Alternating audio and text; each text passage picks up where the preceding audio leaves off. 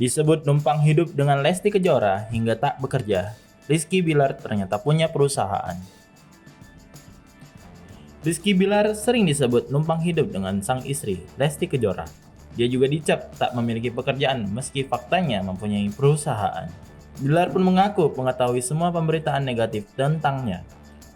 Menurut bapak satu anak itu, hal ini dikarenakan dirinya sempat absen dari dunia hiburan.